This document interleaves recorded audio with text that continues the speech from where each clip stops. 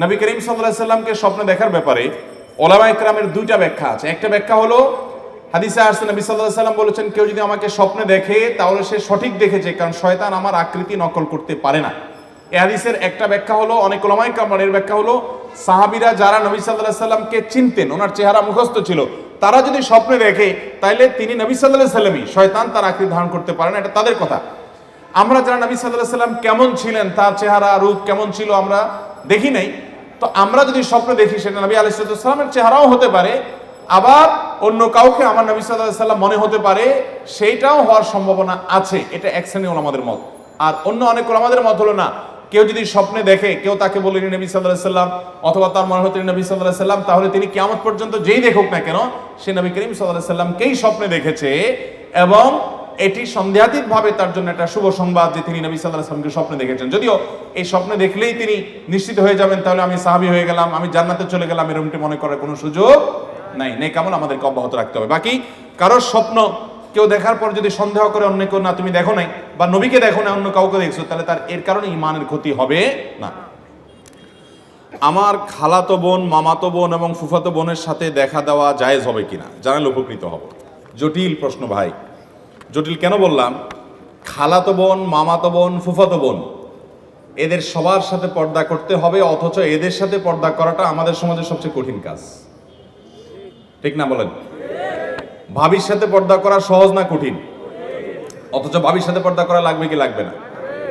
আমাদের সমাজে ভাবি এবং দেবর সম্পর্কটা, এটাকে দেখানো হয় এক ধরনের খুনসুটি করার রাইট, অধিকার আছে এই টাইপের সম্পর্ক হিসাবে, ঠিক কিনা বলেন? এই জন্য দেবর ভাবির খুনসুটি নিয়ে অনেক আপনার গল্প, মুখরোচক কথা, অনেক কিছু আমাদের সমাজে প্রচলিত আছে। অথচ নবী করিম সাল্লাল্লাহু আলাইহি সাল্লাম এই সম্পর্ক সম্পর্কে বলেছেন এটা হলো মৃত্যুর মতো, একে অন্য থেকে, মৃত্যুকে যেরকম মানুষ ভয় পায় এরকম সাবধান থাকবে, এখানে অনেক বেশি রিস্ক আছে ফিতনায় পতিত হওয়ার। এই জন্য এখানে পর্দা আরো বেশি কড়াকড়ি ভাবে করতে হবে। খালাতো বোন, মামাতো বোন, ফুফাতো বোন ছোট থাকলে তো ভিন্ন কথা, কিন্তু যখন তারা পর্দার আওতায় চলে আসবে তখন তাদের সাথে অবশ্যই পর্দা মেনটেন করতে হবে। পর্দা মেনটেন না করার কারণে তলে তলে কত গুনাহ, কত অপরাধ, কত জেনা, কত সম্পর্ক নষ্ট হচ্ছে, কত জটিল পরিস্থিতি তৈরি হচ্ছে, আমরা সেটা অনেকেই জানি না। বিধায় এই খালাতো বোন, মামাতো বোন, ফুফাতো বোনের সাথে পর্দা করতে হবে। ঠিক একই কথায় বোনদের ক্ষেত্রে প্রযোজ্য, তারা তাদের খালাতো ভাই, মামাতো ভাই, ফুফাতো ভাইদের সাথে, এবং এর সাথে চাচাতো ভাইও যোগ করেন, তাদের সাথেও পর্দা মেনটেন করতে হবে, এবং তাদের সাথে দেখা দেওয়া জায়েজ হবে না। এরপর প্রশ্ন হলো, আমার শারীরিক অক্ষমতার জন্য ভালোবেসে বিয়ে করতে চাই, কিন্তু বাবা মা রাজি নন।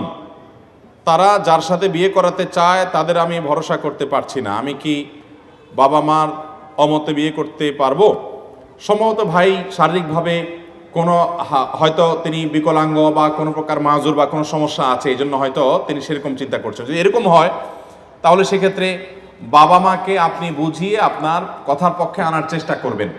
যদি তার বাবা মাকে সেটা আপনি করতে না পারেন, বোঝাতে না পারেন, অনেক বাবা মা আছে শুধু পয়সা ছাড়া আর কিচ্ছু চায় না। ছেলে চায় একটা দিনদার মেয়ে, মেয়ে চায় একটা দিনদার ছেলে, কিন্তু কপাল পোড়া বাপ মা ভালো ছেলে মেয়ে পাওয়ার পরেও কদর করে না, বরং তারা চায় কি?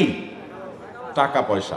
এই জন্য যে একটা কথা আছে না, যে আজকাল যত বিয়ে হয়, মানুষের সাথে মানুষের বিয়ে হয় খুব কম, বেশিরভাগ হয় টাকার বস্তার সাথে ময়দার বস্তা।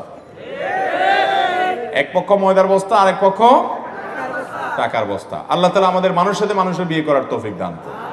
তো বাপ মারা যদি এরকম হয় তাহলে সেক্ষেত্রে তাদের কথা না মানার অধিকার বা রাইট আপনার থাকবে, কিন্তু পুরো বিষয়টা পর্যালোচনা করতে হবে যে কোন পর্যায়ে।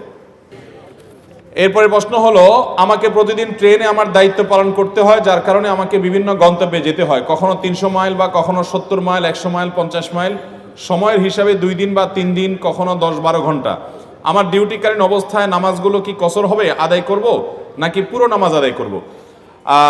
আপনি যদি ডিউটির অংশ হিসাবেও থাকেন, অনেক ট্রাক ড্রাইভার ভাইরা আছেন, বাস ড্রাইভার ভাইরা আছেন, বা সাধারণ কোনো প্রাইভেট গাড়ি ড্রাইভার আছেন যে দূর দূরান্তে যান, তাহলে তারা এই জায়গাগুলোতে যথাসম্ভব যে এই জায়গাগুলোতে তারা সফরের নামাজ পড়বেন, অর্থাৎ কসর পড়বেন, যেহেতু তারা সফরে আছেন। যদিও তিনি ডিউটিতে আছেন, তারপর তিনি কি থাকছেন? কসরেই আছেন। বিদায় তিনি সফরে আছেন, সেজন্য কসরের নামাজ পড়বেন। তিনি কোনো গন্তব্যে গিয়েছেন, 12 ঘন্টা থাকছেন, রেলে তিনি 12 মাস ডিউটি করেন, তো 12 মাস ডিউটি করলে ওই সফরের মধ্যেই থাকবেন, 12 মাস তিনি কসরের সুবিধা পাবেন, যেহেতু সেখানে তার বসবাসের জায়গা না সেটা। হিন্দু বন্ধুর বিয়েতে দাওয়াত খাওয়া জায়েজ হবে কিনা জানালে উপকৃত হব। হিন্দু বন্ধু তিনি যদি দাওয়াত দেয় আপনাকে, তাহলে সেক্ষেত্রে সাধারণ দাওয়াত খাওয়া যাবে, তাকে অন্তঃস্থল থেকে শিরক করে, সে আল্লাহকে বিশ্বাস করে না, সেই জায়গা থেকে আপনি সেই অবস্থানে তাকে আপনি রাখবেন না, কিন্তু তার সাথে সাধারণ সম্প্রীতি বজায় রাখা এবং আপনার সামাজিক অন্যান্য কর্মকাণ্ডগুলো করা, লেনদেন করা, এগুলো না জায়েজ নয়। ঠিক একইভাবে সে আপনাকে কোনো খাবার দিয়েছে, এটা খাওয়া আপনার জন্য জায়েজ হবে যদি খাবারটা হালাল হয়, আপনাকে কোনো উপহার দিয়েছে সেটা নেওয়া জায়েজ হবে আপনার জন্য যদি হালাল হয়। সাধারণত হিন্দুদের বিয়েতে, বিয়ের অনুষ্ঠানে যে আনুষ্ঠানিকতা আছে সেটার মধ্যে শিরকের উপাদান থাকে। শিরকের উপাদান থাকার কারণে শিরকের মজলিসে যাওয়া সুস্পষ্টভাবে হাদিসে নিষেধ। এমনিতে কোনো ভোজন অনুষ্ঠান, এমনি কোনো আনুষ্ঠানিকতা বা পারিবারিক অনুষ্ঠানে যদি আপনি যেতে চান, সেখানে আপনি যেতে পারেন, ওই যে আপনার মধ্যে ঈমানের যে ওয়ালা এবং বারার যে দাবি আছে সেটার কোনো ঘাটতি হতে পারবে। নবী করিম সাল্লাল্লাহু আলাইহি সাল্লামকে একজন ইহুদি মহিলা দাওয়াত করেছেন, তিনি সেই দাওয়াত গ্রহণ করেছেন, আবার অনেক মুসলিমকে খাইয়েছেন। আল্লাহ রাব্বুল আলামিন সবগুলো কথা অনুযায়ী আমাদেরকে আমল করার তৌফিক দান করুন। এরপর প্রশ্ন হলো, আমার মা আমার খালাতো বোনের সাথে আমার বিয়ে ঠিক করে, হঠাৎ তাদের মধ্যে টাকা নিয়ে ঝগড়া হয় এবং বিয়ে বন্ধ হয়। আমি আর আমার খালাতো বোন সাক্ষী ছাড়া কাজী অফিসে গিয়ে বিয়ে করে ফেলি এবং যে যার বাসায় আসি। এখন আমাদের সম্পর্ক কেউ মানছে না, আমাদের জোর করে অন্য জায়গায় বিয়ে দিতে চায়, বিয়ে না করলে জাহান্নামে যাওয়ার অভিশাপ দেয়, কাজীকে টাকা দিয়ে বিয়ে বাতিল করে। এখন আমরা কি করব? জটিল প্রশ্ন ভাই। খালাতো বোনের সাথে বিয়ে ঠিক হয়েছে, এর মধ্যে টাকা নিয়ে ঝগড়া হয়ে বিয়ে ভেঙে ফেলছে। ওই যে একটু আগে বললাম, বাবা মা বেশিরভাগ ক্ষেত্রে অনেক ফ্যামিলিতে দেখা যায় যে টাকা পয়সার হিসাব নিকাশের উপর ভিত্তি করে ছেলে মেয়েদের বিয়ে ঠিক করে। তো এরকম যদি হয়, দিনদারিকে তারা প্রাধান্য না দেয়, তাহলে সেক্ষেত্রে আপনি দিনদারিকে প্রাধান্য দিয়ে বিয়ে করতে পারবেন। এখন কতটা আপনি আপনার খালাতো বোনকে বিয়ে করছেন কিসের কারণে? যদি বলেন যে দিনদারিতার কারণে, তার মধ্যে দিনদারিতে আছে, তাহলে সেক্ষেত্রে সেও মা বাবার অবাধ্য হয়ে এরকম কাজী অফিসে গিয়ে এরকম, আচ্ছা পালায় পুলায় বিয়ে করতে হবে কেন ভাই বলেন তো? পালায় তো করে চোর চুরি করে, সাধারণত চোর চুরি করে কি করে? তো এখন বিয়েই যখন করতে হবে তো দুইজন মিলে পালায় যায়, এটা কেমন কথা? যথাসম্ভব অভিভাবকদেরকে সম্মত করে নিজের দাবি আদায় করার চেষ্টা করবেন।